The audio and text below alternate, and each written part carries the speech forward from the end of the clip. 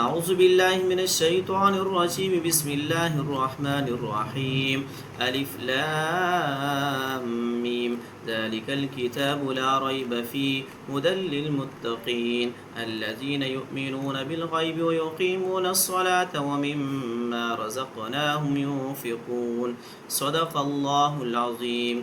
آیات کا لفظ بلفظ ترجمہ۔ الف لام میم، اللہ تعالیٰ اس کی مراد کو جانتے ہیں۔ ذالک الکتاب، یہ وہ کتاب ہے، لا ریب فیہ، کہ جس میں کوئی بھی شک نہیں، ہدن، یہ ہدایت کا ذریعہ ہے، للمتقین، متقیوں کے لیے، الذین، وہ لوگ جو یؤمنون، ایمان لاتے ہیں، بالغیب، غائب پر، ویقیمون، اور قائم کرتے ہیں وہ، الصلاۃ، نماز کو، ومما، اور اس چیز میں سے، رزقناہم، جو ہم نے ان کو دی، ینفقون، خرچ کرتے ہیں۔ آیات کا محاورتاً ترجمہ۔ الف لام میم، یہ حروف مقطعات میں سے اس کے معنی اور مطلب کو اللہ تعالیٰ ہی جانتے ہیں، کوئی اور نہیں جانتا۔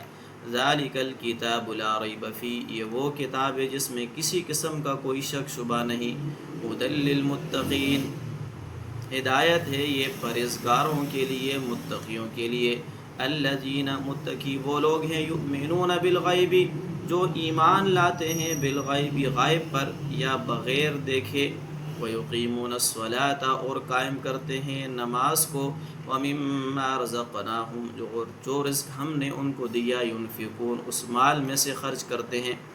اللہ تعالیٰ نے سب سے پہلے سورہ بقرہ یعنی ان آیات کی مختصر تشریح، اللہ تعالیٰ نے شروع میں حروف مقطعات کو ذکر کیا، اور یہ ایسے حروف ہیں کہ جن کا معنی اور مطلب صرف اللہ کی ذات جانتی ہے، کوئی اور نہیں جانتا۔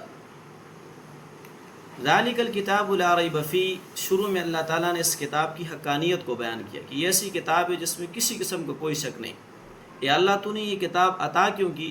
فرمایا ھدی للمتقین، یہ متقیوں کے لیے ہدایت ہے۔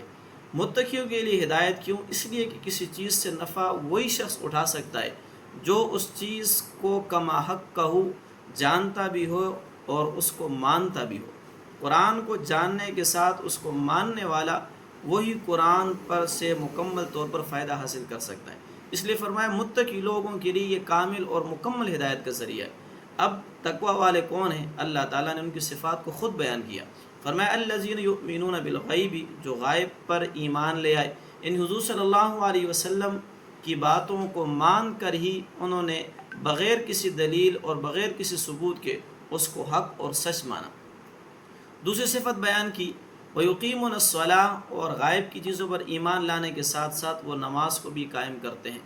اور تیسرا مالی حق بیان کر دیا، وَمِمَّا رَزَقْنَاهُمْ، اور ہم نے جو ان کو رزق دیا، يُنْفِقُونَ، اس میں سے خرچ کرتے ہیں۔ اللہ نے یہاں پر یہ بھی اشارہ کر دیا کہ جو مال تمہارے پاس موجود ہے یہ فقط ہماری عطا ہے، اس میں تمہارا کوئی ذاتی کمال نہیں، لہٰذا اس مال کو بھی اسی طریقے پر استعمال کرو جس طریقے پر استعمال کرنے کا ہم نے حکم دیا۔